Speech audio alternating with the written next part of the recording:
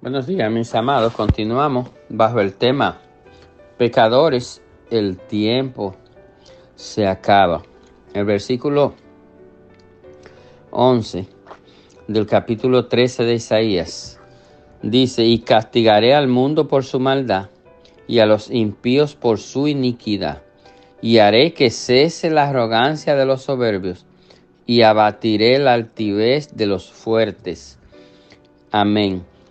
Mire, parece que es verdad que la Biblia enseña que el pecado no quedará sin castigo.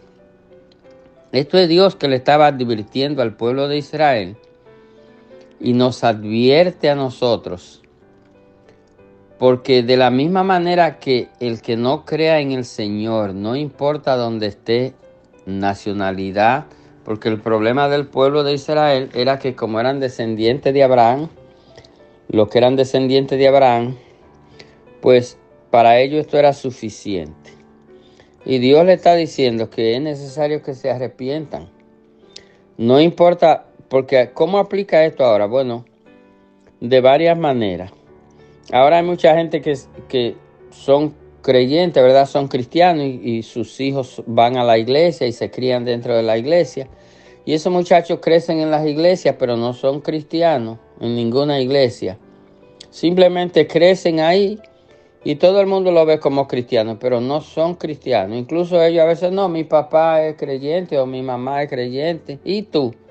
No, yo no voy a la iglesia o sí voy, pero no hay nada.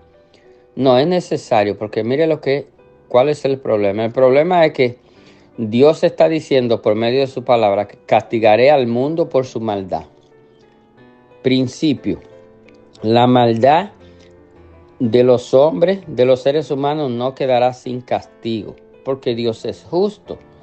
Y en eso se basa la justicia de Dios, en dar a cada uno conforme a sus obras. Es decir, si usted se arrepintió y creyó en el Señor, usted es salvo, usted es salvo.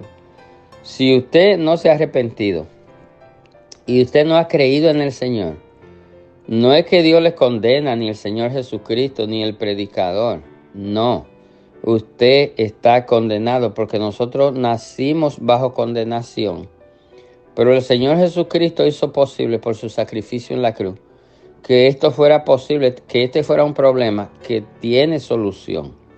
Y la solución nosotros los predicadores responsables, nosotros siempre hablamos de esto porque lo más importante de nuestra predicación es predicar sobre el pecado y las consecuencias del pecado y el beneficio del arrepentimiento y del perdón del pecado.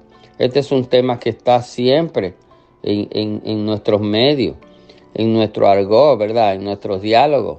Tiene que estar porque es demasiado importante el hablar de la condición humana y el hablar de la consecuencia.